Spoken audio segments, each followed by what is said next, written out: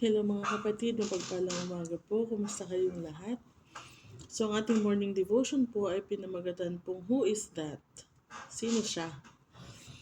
Ang ating verse po ay mula po sa 2 Samuel chapter 12 verse 13. Ang sabi po, Then David said to Nathan, I have sinned against the Lord. Nathan replied, The Lord has taken away your sin. You are not going to die. Amen.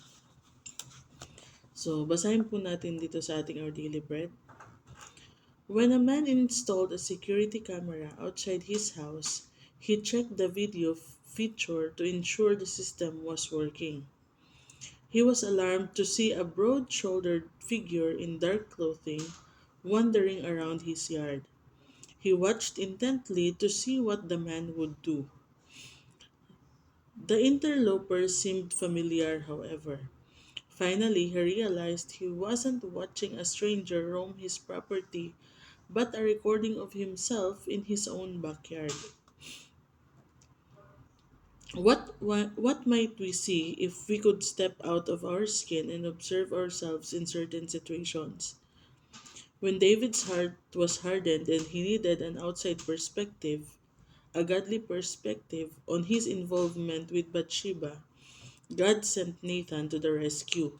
So pababasa po natin yun sa 2 Samuel chapter 12, the whole chapter.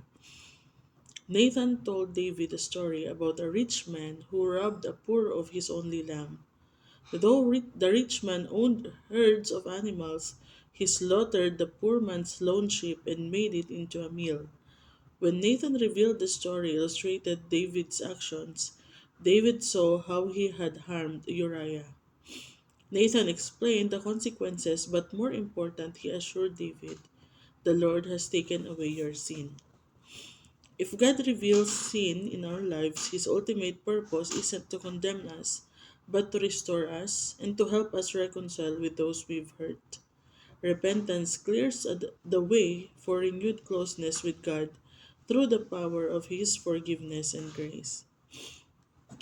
Amen. So, dito po sa ating story, yung author, nag-install siya ng CCTV sa kanyang bahay. Ano po? So, nung chinek niya kung okay naman at gumagana, na-alarma siya kasi may nakita siyang stranger na nag-ikot-ikot dun sa kanyang backyard. Ano po? So, pinagmasdan niya, binantayan niya kung ano yung gagawin. And then later on, na-realize niya na siya pala yun, recording niya pala yun nung nag-check siya sa kanyang backyard. Ano po? So, sa ating buhay, minsan ganun tayo eh. Pagka yung sa iba tayo nakatingin, kasi dito akala niya iba yung tinitignan niya eh. Pag sa iba tayo nakatingin, very intent tayo, inaabangan natin yung ibang tao na magkamali, inaabangan natin kung ano yung gagawin nila, binabantayan natin bawat kilos nila, at minsan wala pa nga silang ginagawa, hinuhusgahan na natin. So, ganun, pag sa iba tayo nakatingin, ano po. Pero sabi nga dito, what if we could step out of our skin and observe ourselves? Ano po? Tayo ba kung pagmamasdan natin yung ating sarili katulad nun sa nangyari dito sa ating author, ano po? Kung tayo mismo yung nanonood sa sarili natin, ano kaya yung makikita natin? Let's pretend na ibang tao tayo at tinitignan natin yung ating buhay. Ano po? Ano kaya yung makikita natin? Are we doing what God wants us to do? And are we not doing what God don't want us to do? Or parang namumuhay ba tayo ng yung dapat nating ipamuhay na bilang mga Kristiyano? Or pagka sa akala natin ay walang nakakakita sa atin, eh ang kilos natin ay para din tayong hindi mananampalataya. So ano kaya yung makikita? Isipin natin, ano kaya ang nakikita ng iba sa akin, sa pamumuhay ko? At yung sa moment na yon na akala niya walang nakatingin, ano kaya yung ginagawa natin pag sa tingin natin ay walang nakakakita? Ano po? So, ano kaya yung ating mga observe? Ano po? So, dito po sa 2 Samuel chapter 12, si David po kasi ay nagkasala siya. Ano po? Nag-commit siya ng adultery with Bathsheba. At pinadala ng Panginoon si Nathan para ipakita kay David kung ano yung kanyang ginawa. Ano po, kasi hindi niya nakikita yung mali niyang ginawa eh. So ang illustration na sinabi ni Nathan sa kanya is tungkol doon sa rich man na napakarami niyang hayop, napakarami niyang napakayaman niya, marami siyang mga pag-aari. Tapos yung isang poor man, naiisa lang yung tupa na pag-aari niya. At yun yung parang pinakamahalaga sa kanya. Pero nung nagkaroon ng celebration, ang pinakuha pa ng mayaman, yung nag-iisang tupa nung mahirap at yun ang pinakatay niya. Dinidepict noon yung ginawa ni David na siya, marami na nga siyang asawa eh. Tapos, kumbaga, marami naman siyang options, marami siyang pagpipilian, pero ang kinuha niya pa talaga yung asawa ni Uriah, yung may nagmamay-ari na ano po. At ang ginawa niya pa, ipinadala niya si Uriah sa labanan para para tapos parang inabandonan nila yung pinabayaan nila ba sa unahan para mamatay, para makuha niya si Bathsheba, ano po. So, yun yung an example sa kanya ni Nathan na situation. So sabi, anong gagawin niya? So doon na nirebuke siya ni Nathan kasi ang sabi ni David, dapat mamatay yung mayaman na yun. So sabi ni sabi ni Nathan, ikaw yung tao na yun. Kasi nga, kinuha mo pa yung kaisa-isang yung pinakamahalaga kay Uriah. Samantalang siya, mayaman na siya, hari siya, marami siyang choices, marami siyang asawa. Ba't kinukuha niya pa yung asawa ng iba? So, nung na-realize ni David na, I have sinned against the Lord, sabi niya dun sa verse 13, I have sinned against the Lord. So, in-acknowledge niya na nagkasala siya, nagsisi siya sa kanyang kasalanan. At ang sabi ni Nathan sa kanya, the Lord has taken away your sin. You are not going to die.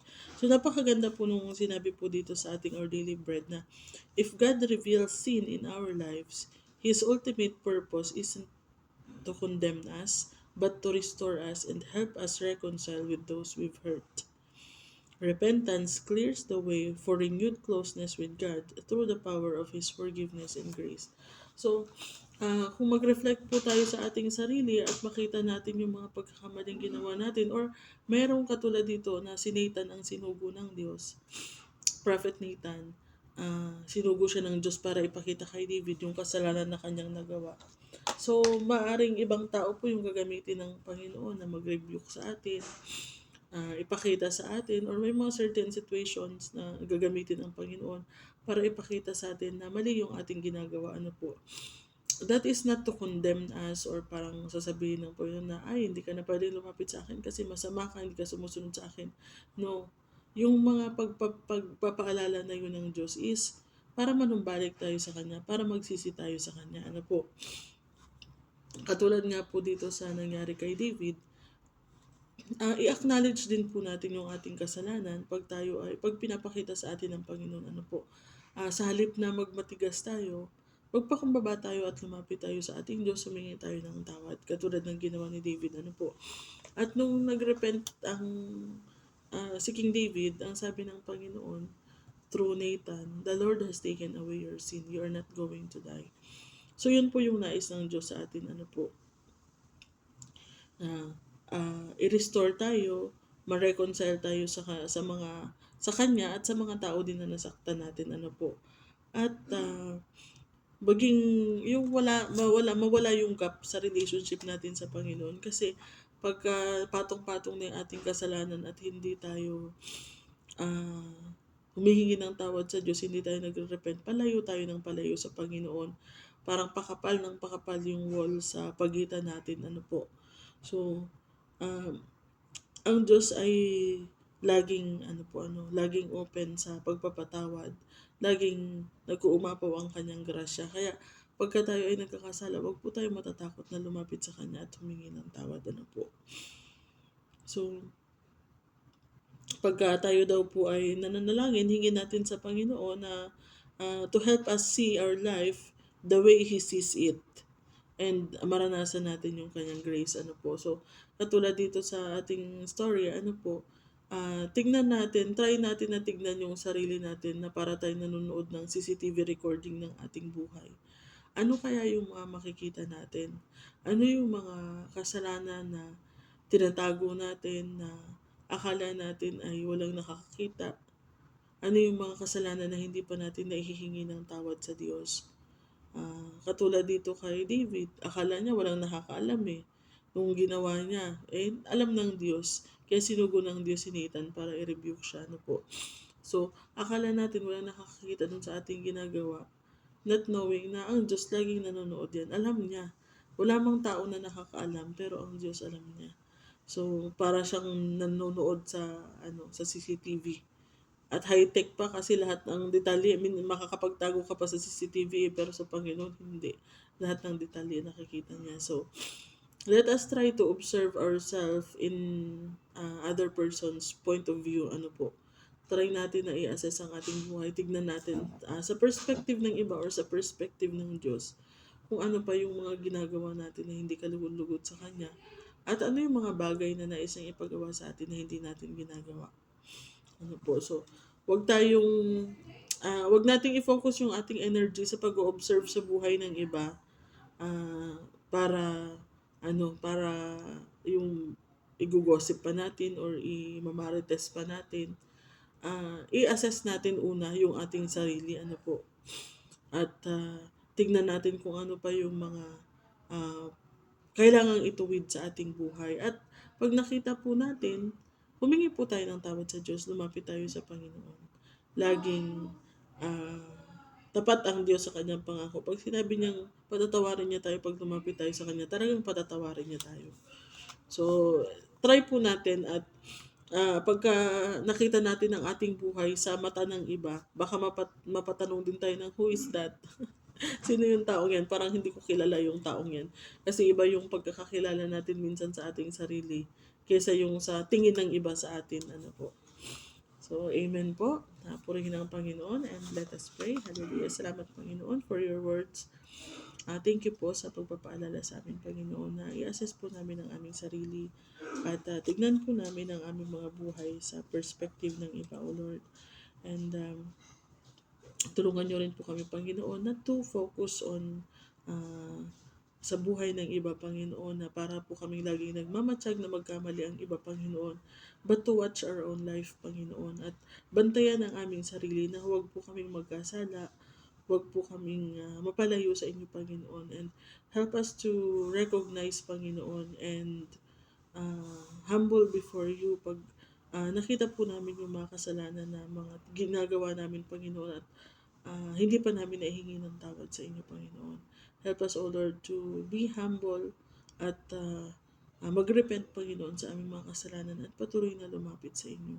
And salamat, Lord, dahil lagi kayong open na tanggapin kami, lagi kayong open sa pagpapatawad, Panginoon, at laging nariyan ang inyong grasya para sa amin, Panginoon. Salamat po, O Lord. Tulungan niyo po kami, Panginoon, na patuloy na makasunod sa inyong kalooban, Panginoon, at patuloy na mag-repent sa tuwing kami ay nakakagawa ng mga hindi kalugod-lugod sa inyo, Panginoon. At nawa patuloy niyo po kaming gabayan, O Lord, maging sa maghapon na ito, kayo po patuloy na mag-ingat sa bawat isa. Basbasan niyo po lahat ng hawakan ng aming mga kamay, Panginoon, at gawin niyo po kaming pagpapala din po, Panginoon, sa paligid namin, and help us to be conscious, Panginoon, sa mga ginagawa namin sa mga moments na akala namin ay walang nakakakita, O Lord. Salamat, Panginoon. Patuloy ka namin pinupuri, pinasasalamatan in Jesus' name. Amen. Ayun po, maraming salamat po sa pakikinig or panonood, mga kapatid. Ingat po tayo sa maghapon and God bless you.